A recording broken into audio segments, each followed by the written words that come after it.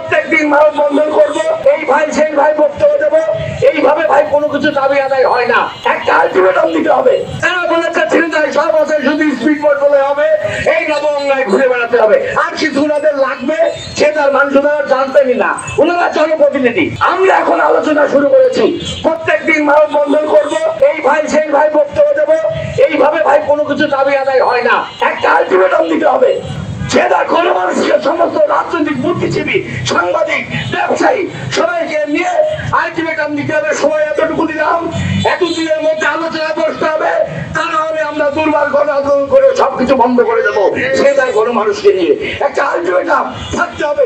শুধু দাবির কথা বললে মানুষ এখন শোনে না ভাই। আর বর্তমান যারা সরকারে আছে এরা অরাজনৈতিক, তারা আপনার আমার কথা শুনতে পারতো না।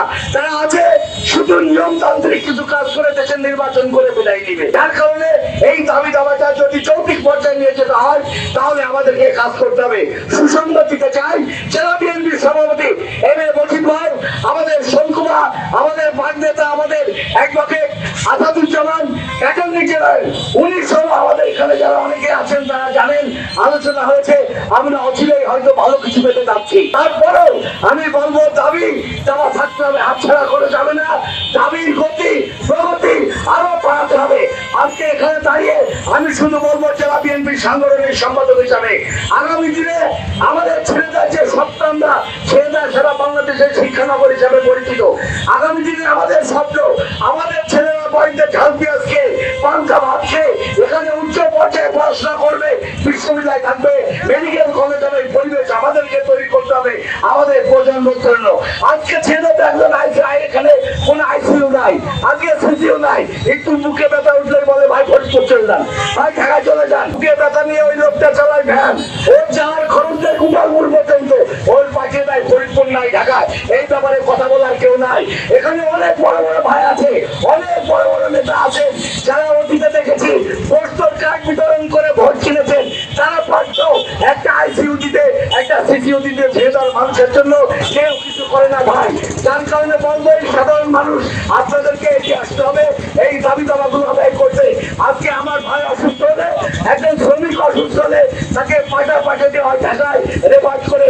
এটাতে কত কষ্টের একটা পরিবারের জন্য, এটা কেউ বুঝতে চায় না। পরিশেষে আজকে এখানে যারা আছেন আমাদের প্রাণের দাবি রেল লাইন, কৃষি বিশ্ববিদ্যালয়, মেডিকেল কলেজ অনতিবিলম্বে ছেড়ে দিতে হবে।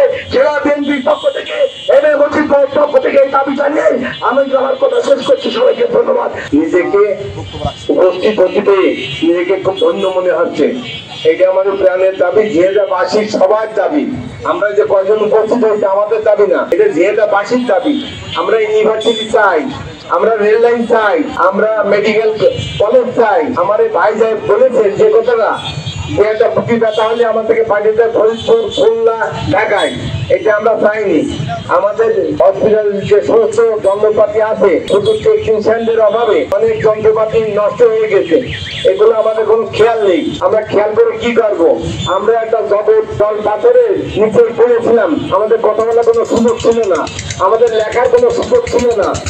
আমাকে কয়েকবার কিডন্যাপ করা হয়েছে, আমাকে অ্যাসাল্ট করা হয়েছে অফিসের সামনে, আমাকে হত্যার উদ্দেশ্যে।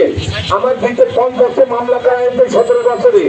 আমি সেই মামলা সাহসিকতার সাথে এদের সাথে মোকাবেলা করতে সম্ভব হয়েছে। আমাকে যে কোনো ভাবে কন্ট্রোল করতে হবে।